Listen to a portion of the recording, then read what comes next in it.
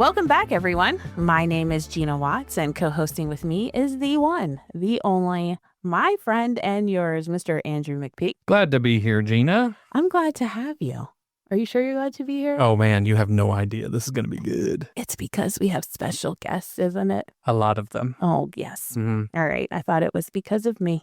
Anyways, if you believe that school should be more than just essays and GPAs, if you believe that EQs are as important as IQs, if you expect amazing things from the next generation, then you are in the right place, because we believe that too.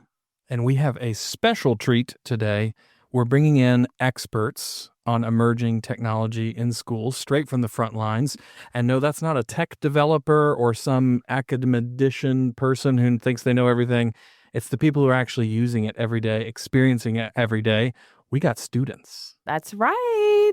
We're excited to introduce the Maxwell Leadership Student Ambassadors. They are young leaders from 10th grade to 12th grade who drive change in their communities through real-world projects. Let's slow down, Gina. Real-world projects and networking opportunities. These are the folks who know all the tricks, from using AI to ace a quiz. Study for a quiz. Yeah, study. Not ace a quiz. Study for a quiz, to navigating digital learning platforms like pros. Yeah, and they're going to be weighing in on what it's really like when emerging technology shows up in the classroom. Is it a game changer or just another distraction? We want to go straight to the source. Exactly. Could be good. Well, let's be honest. Who better to tell us the impact of new tech in schools than the students who are using it? They're hands-on with it. Amen. So get ready for some fresh perspective straight from the experts who live it every day. But first, our opening question. We always start off every podcast with an opening question, and we're not going to be the only ones who answer this thing, Gina. So here it is. If you had a magic wand to change the way we solve problems today, what would you do? What would you focus on? What would you change? Do you want to go first? Not really, but I'm going to try. I probably should go first because I feel like everybody else's answers are going to be fire. Yeah. Okay. That is the. So I should go first. I want you to go first. Okay, great. All right. Okay, so magic wand, and I am changing the way we solve problems today. Okay, because, I'm a well-being person, trained social worker, all the feelings, worked in a church, all the things, right? Mm-hmm. So I think I'm thinking about the way we respond to problems. Mm-hmm. Like, if I could take a magic wand and wave it over people and say, you person, be whole. Ooh. And know how to respond with thoughtful reflection and care for other people. That's probably what I would do. That's good. Yeah. I don't know where that came from, but I like it. We will say that was dropped down into my spirit. It was very you, Bill, because you're thinking about people. And yeah, that is true. About people, that is. Well, thanks, friend. Yeah. Okay. How about you? You know what I thought of was I had the opportunity to meet some folks from the deaf community a few years ago, and they have this saying. They say, nothing without us. And basically what they're saying is, so much of the time, people design things for deaf people, but they didn't talk to any deaf people about it. And that's what the biggest thing, which is very appropriate for our conversation today. Yeah. Which is, we keep trying to solve problems, but we're not actually involving the people that it affects most. And I think that's the biggest thing we should change about. You're such a sociologist. You're so good. Brought the fire on that one. Brought the fire. He's patting himself on the back, friends. He's very proud of himself. I can't be that proud because I had a little bit of preparation, but you know who didn't have any preparation for this question whatsoever? Our guests. So we're going to throw it to them. So anybody who has an answer to this question, I will remind you, if you had a magic wand to change the way we solve problems today, what would you focus on? Juliet, you got one? Yeah. One thing that I would change with my magic wand would be to involve so many different people. I feel like that kind of goes off of like what you said, but we all have different ideas and different backstories, and so I feel like if I was solving a problem, I would want as many people as possible to help me and give me input. So that's what I would do with my magic wand. So good. I love it. Anybody else? Grab it. Alrighty. So I feel like using the wand to make people believe in themselves more when facing problems. because solving a problem isn't easy. It's a puzzle. Yeah. Maybe sometimes you got the wrong puzzle piece in one part, so you got to change up how you're doing it. But a lot of people feel like down whenever they face more issues when solving problems. So the ability to like believe in yourself and be able to bounce back if you do like get stuck, it's like super important. So Yeah, that's good. I like that. It's not just about the problem you're solving, but how you feel about yourself as you're actually solving it. Ooh. Exactly. Anybody else? Yeah. I think with solving a problem, it's important to like do it efficiently and effectively. Like if I had a magic wand, I think I would just like make it so that, okay, let's know how to solve the problem. So it fully solves the problem and it's not like half complete. But then let's also make sure that we do it in the quickest and fastest way possible to minimize any after effects that could happen if we don't solve this problem. So like efficiency and effectiveness, I think would be major things that could just like be achieved through the magic wand. You don't like it when people drag their feet. Yeah, exactly. Yeah. Let's get to it. Love it. Anybody else? I think if I had to solve a problem, I would probably have it where a question automatically pops up and you ask yourself, will this affect me in 3 minutes? Will it affect other people in 3 minutes? Will it affect me in a week? Will it affect other people in a week? And just go out in 2 months, in years, in a decade, so people can truly get a grasp of what a solution holds and if a solution is really viable in a couple minutes or in a couple months, so that you actually take time to think about what you're doing and how it can affect other people. That's good. Don't solve big problems with short-term solutions if a long-term one's needed. We found good students. Good. Really good. I think also adding on to it, empathy can be really to go unnoticed. I think the power of empathy and putting yourself in other people's shoes and really understanding that the problem from other people's situations as well would benefit a lot of people in that situation. So good. You guys are great. I feel like I earned a certificate. And that was all we did was ask them the opening question. I know. Like it's we like got more school. better questions coming. It's like school for Gina. Like that's what it was. School for Gina. School for Gina. School's in session. School's in session. Those are such good answers. Thank you, friends, for sharing. So I am going to tell you who's in the room, who you just heard from, and then they're going to introduce themselves. So we're fortunate, as I mentioned, to have students from our Maxwell Leadership Student Ambassador program. We have Brooke Burns, Tommy Alawale, Kevin Arango, Juliet Dill, and Reese Whitaker. And so we are so excited to have you guys here. Welcome. I'd like you to each introduce yourselves and tell us what grade you are in and what's your favorite thing about being a member of MLSA. So we'll start with Kevin. Alrighty. Hey guys, I'm Kevin. I'm a junior in high school. I go to Mountain View High School. The best part of MLSA is probably I'm part of the content team. So I make questions for middle school and high school students. So like knowing that potentially like one of like the questions that I ask or like one of the questions I make could affect someone's could affect someone like across the nation or something like that. I don't know, it's like super cool to think about like, oh Kevin, you're remotely doing this, but maybe someone a couple states away is looking at it. So I think it's pretty cool though. Absolutely. That's awesome. Hi guys, I'm Brooke. I go to Grayson High School and I am a junior. Probably my favorite part definitely has to be having community. Having community within ourselves and being able to communicate and bounce ideas off of each other and just have inspiration throughout and having support from people who have so much wisdom and knowledge, but also knowing that you're hitting a whole different community that is unknown and unnamed, so you can't have any bias towards it and you just help without knowing who they are or what their story is. And being able to do that is such a gift and is a power, and I'm so grateful to have that opportunity here. It's awesome. Hi, I'm Juliet Dill. I'm a junior at Great Atlanta Christian School, and I really like being a Maxwell Student Leadership Ambassador because it actively pushes me to be the best version of myself. And I love the people who I'm surrounded with. I feel like they're a really good community of people who really care about me and want to see me grow and succeed, like the people on this podcast. So that's a little bit about me. Hey, y'all. My name's Tommy. I'm a senior at Buford High School. And I would say that my favorite thing about being a Maxwell Student Ambassador kind of goes a little bit with what Brooke was saying. I like the idea of like a group of people from completely different backgrounds, different schools, like coming together and bouncing thoughts and ideas off one another and like just growing together. And like the idea that like a large group of people have different perspectives and viewpoints when addressing a problem or when looking at the same curriculum or looking at the same task, and then hearing all of it and just growing and learning from it. It's awesome.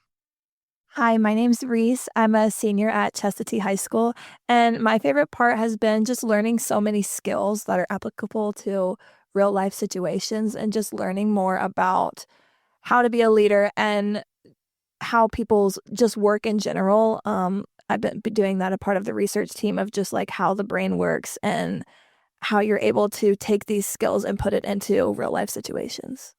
It was awesome. It was great. Yeah. I'm really excited that all 5 of you are here, but also that you're a part of MLSA.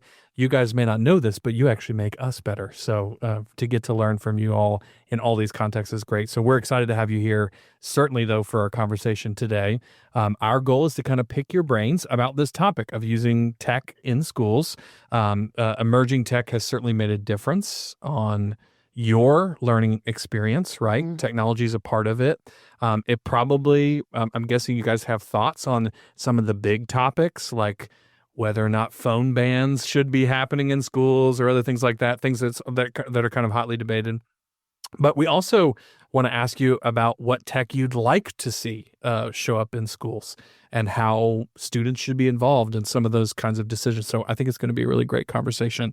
So we have a few questions. We're going to kind of popcorn it around. So if somebody's got a thought and they want to share an answer to it, if somebody says something and you're like, ooh, that's really good, I want to add to that, you can kind of chime in and bounce off of one another as well. So Gina, I think you've got, oh no, I got question 1. Yeah. All right, let me do it.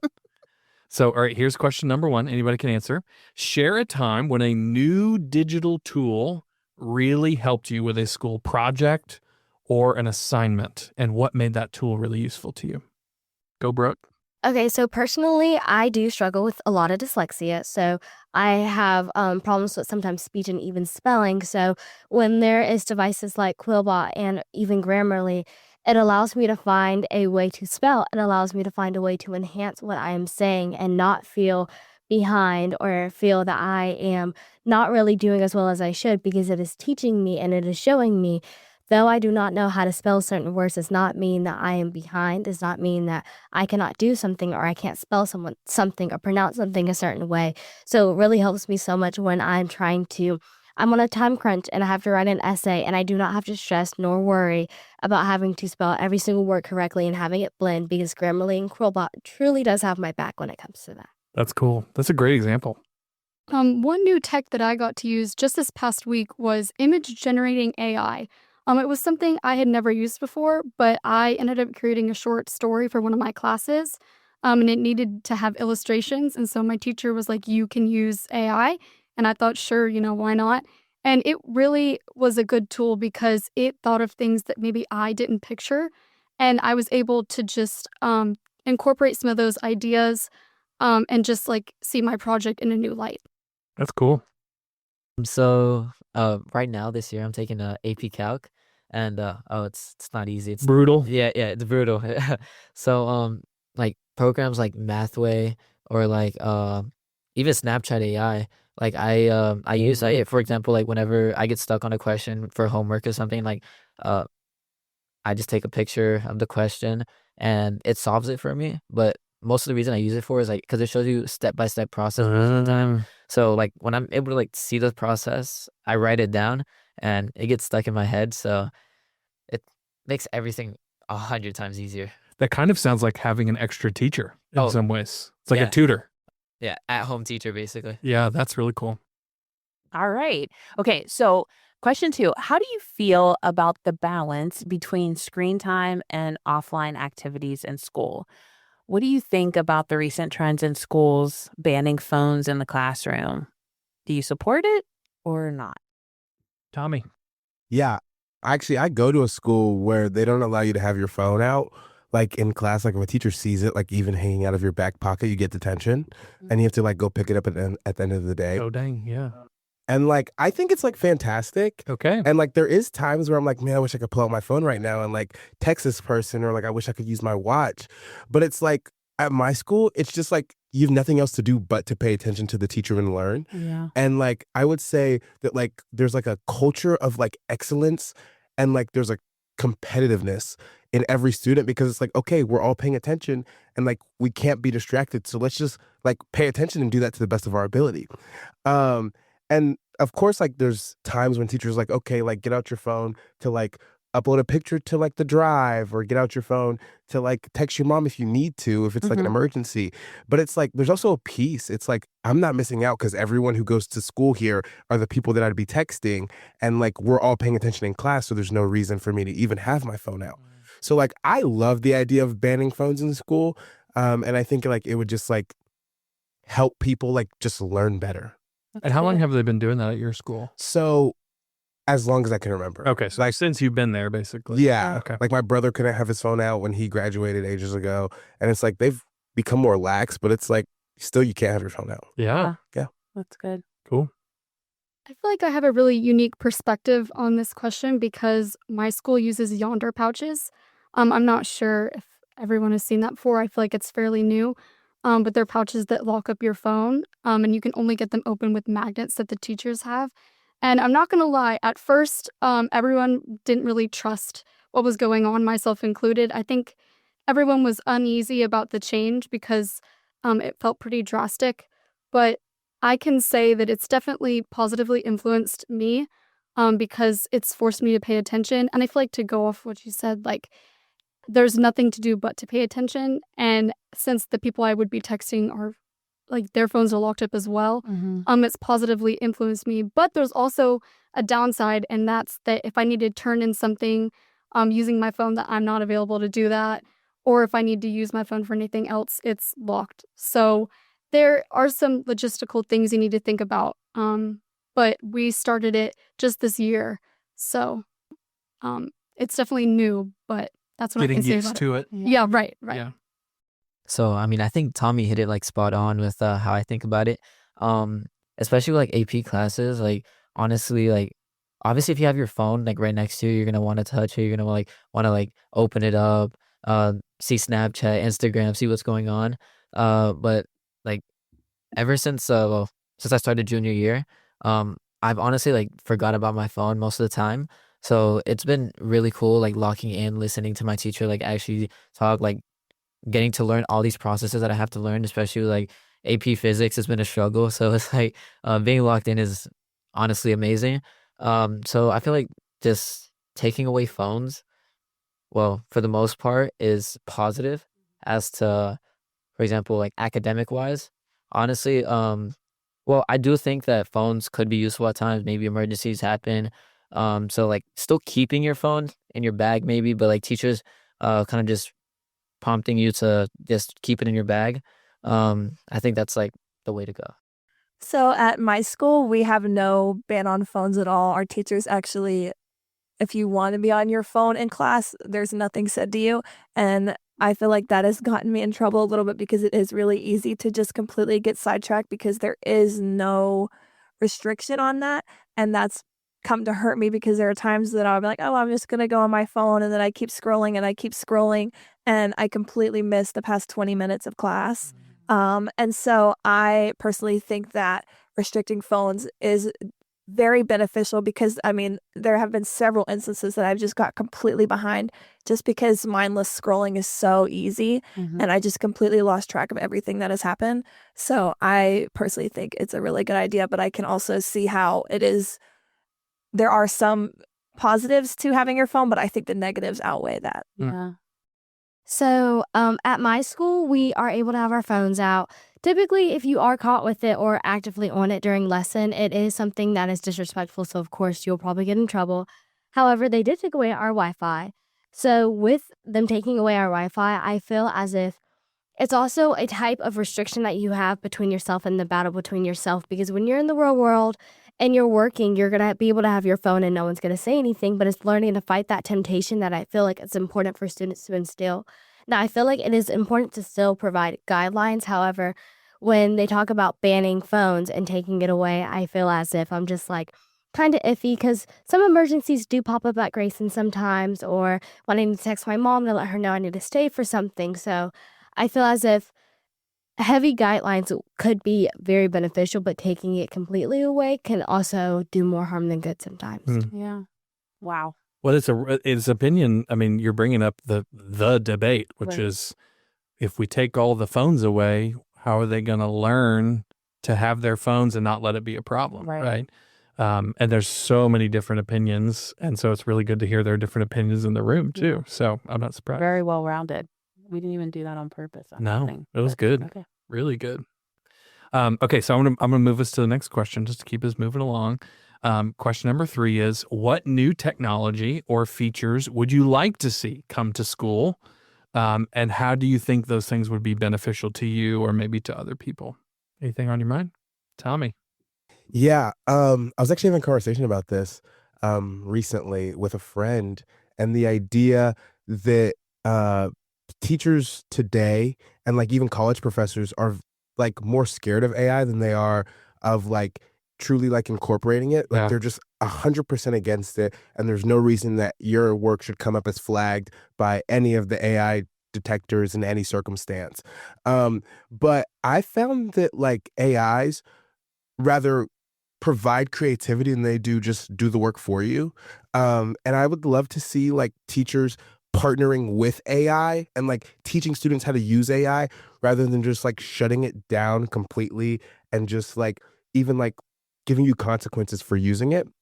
But instead, like, hey, we know that AI is here. We know that students understand how to use AI. We understand that AI is a useful tool, and they use it more as a tool rather than as something that is bad or a problem.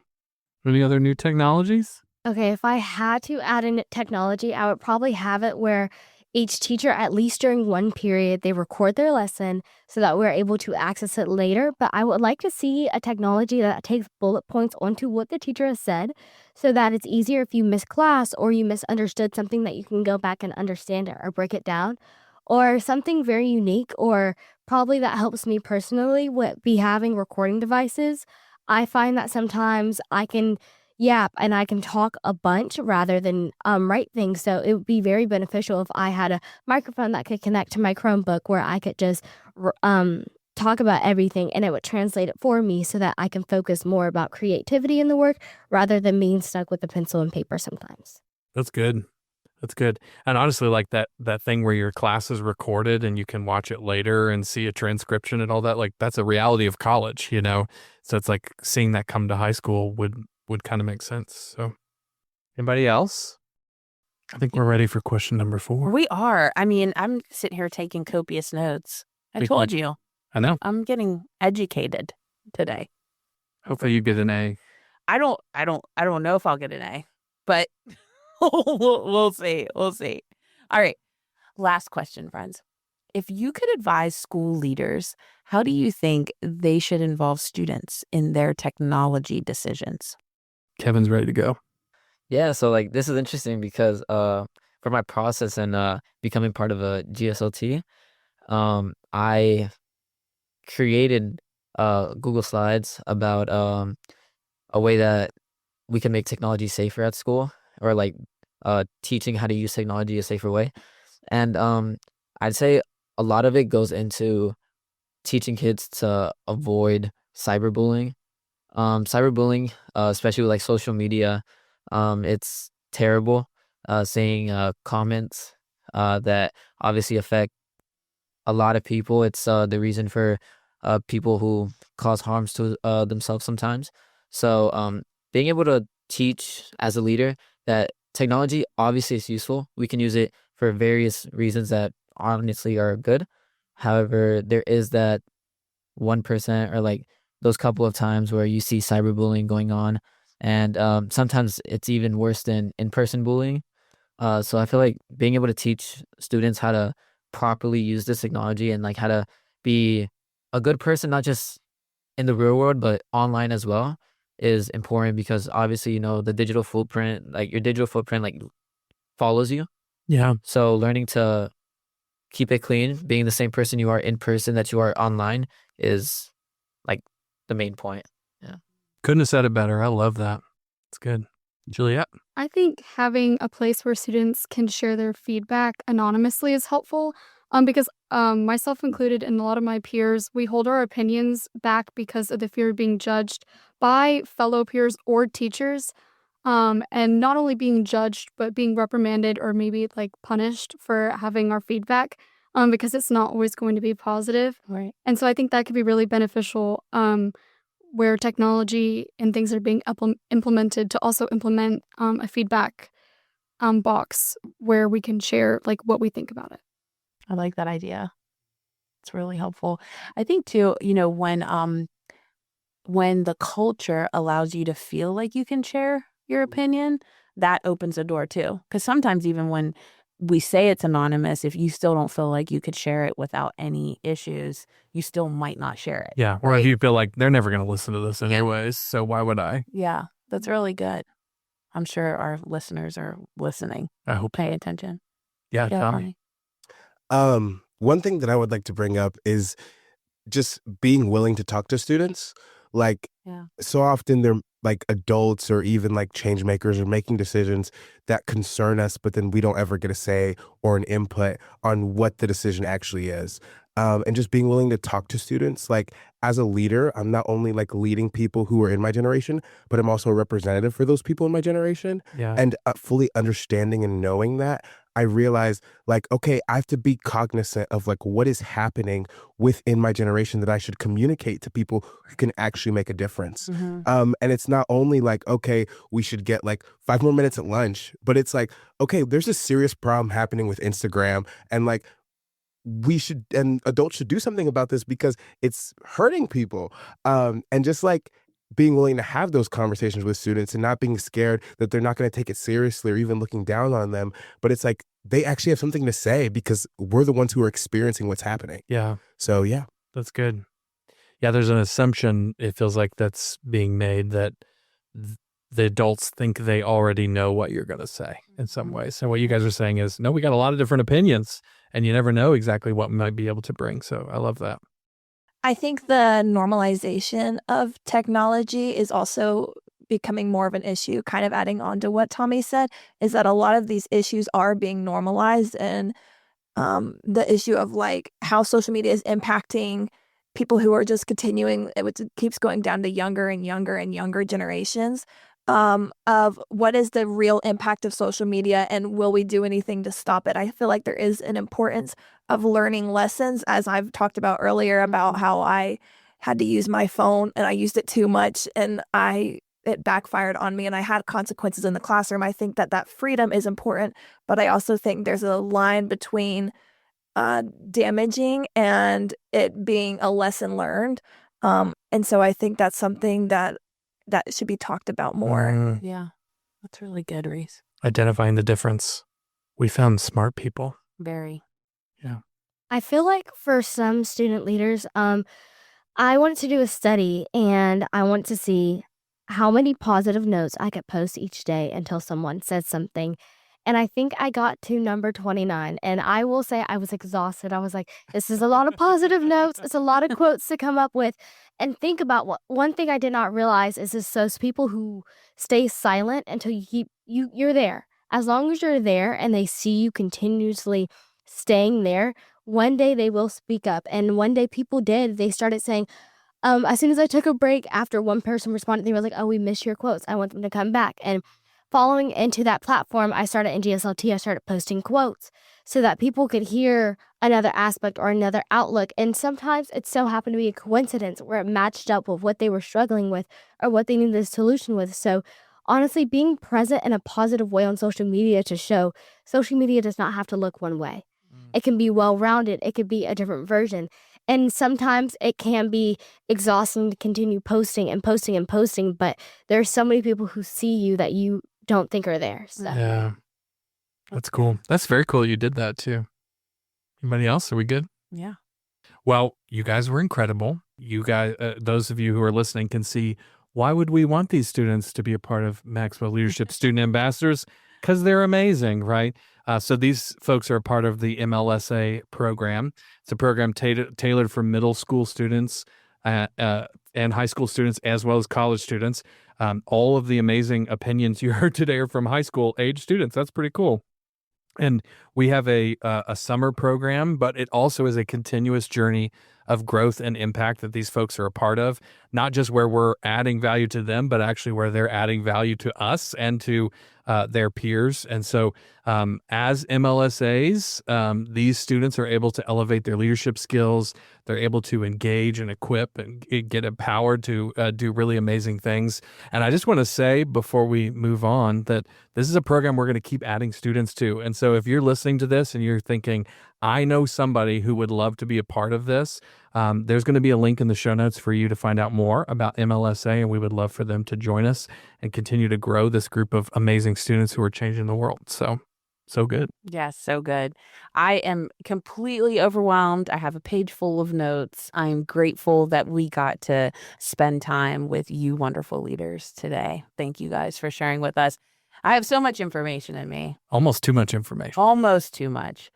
It feels like it's time for a DMI. Now, for those who don't know, meaning the 5 students in this room especially, we do DMI when we have TMI. So if you heard of TMI, too much information, we have to do DMI, which is don't miss it. So it's time for DMI.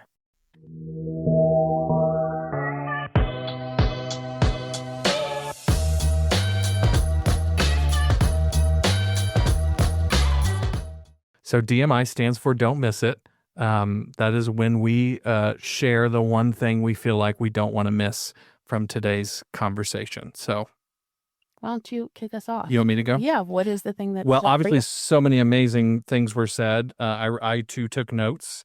I love the conversation about phones. I think this is one of the things that adults often think is if I ask students whether or not they want their phones, of course they're going to keep their phones. But I would say the student diversity of opinion is just as wide ranging as the adult diversity of opinion on that subject. So it's just the awareness of there's lots of opinions out there, but that gets to my number one thing.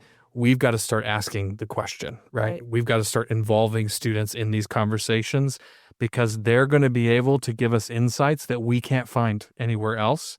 I also just want to point out one thing that Tommy said, like with bringing in AI, what if rather than us just going, this is all bad, we ask questions like, how do we do this well together in a way that's healthy and gets us to the goal, the outcome of these students being ready for the world they're entering into, which, hello, is going to include a little AI, right?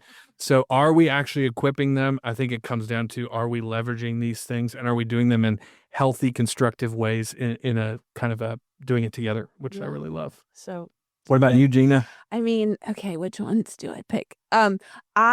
I too really liked the conversation that we were having about AI and wanting to use it. I think it was brought up about actually learning how to be online and how that online presence is aligned with our in-person self, our real self. I think Kevin shared that in reminding students that like our digital footprint follows us. Yeah. And if we're equipped throughout our education, how much better are we going to be as adults when we think about our digital footprint and a little book you wrote on digital citizenship? Like, what is it the way that we are engaging in the world? I think the other thing that we talked about was with phones was the difference of opinion. But one thing, Brooke, that you brought up was just learning self-control. Like you have to know how to use your phone in the appropriate space and time. I think Reese kind of pointed out that herself is just if I know how to manage it, then I will do a better job of managing it. So maybe the solution isn't fully banning, but also it's like equipping and it's teaching the skill. Yeah. Yeah. And then everybody said this multiple times around this table is just about feedback, whether it's anonymously, like Juliet shared, or it's, just engaging the student voice. I remember as a student, even though it was 100 years ago, I remember as a student that I was a student who was in a lot of leadership positions and engaged in a lot of ways, but I still kind of fell in the middle. I wasn't like super outstanding. I wasn't also like super on the other end of that spectrum, right? I didn't have any particular challenges, but it felt like there was no voice. There was no voice for the middle. And we need to listen to our students. We need to listen to them and hear from them how we affect them and how their voice is important, because how they feel about their voice now is going to plant seeds about how they feel about or use their voice later. So true. Yeah. Gina dropping truth bombs. Hey, sometimes. This was good. It was really good. Whose idea was this? We cannot take credit for it. Yeah, we definitely can't. Yeah. I feel like our co-producers have done an amazing job. Kara and Angelica, they're the heroes. Yes, they are. And thank you, friends, for saying yes to being in this space with us. Thank you guys so much. So to our listeners, thank you for joining us today on this episode of School on a Mission podcast. Now, before you hit skip on to your next podcast, we've got a little challenge for you. Grab a pen, a notebook, a sticky note, or even the back of your hand. I want you to write down one action you're going to take this week. Maybe it's something you're going to do, something you're going to investigate, something you're going to read more about, or a person that you want to meet with. Do you got it? Perfect. Now DM us your action step. Tell us what you plan to do. Tell us the success of it. We can't wait to hear about all the awesome things that you're up to. Until next time, stay curious, stay bold, and keep leading your school on a mission. The School on a Mission podcast is produced by Growing Leaders, powered by Maxwell Leadership Foundation. You can find out more about Growing Leaders at growingleaders.com. We want to thank our MLSA students, Brooke Burns, Tommy Alawale, Kevin Arango, Juliet Dill, and Reese Whitaker, especially for joining us as guests in today's episode. The podcast was co-produced by Angelica Oliver and Kara Mallory. To find out more about the School on a Mission podcast, head over to schoolonamissionpodcast.com.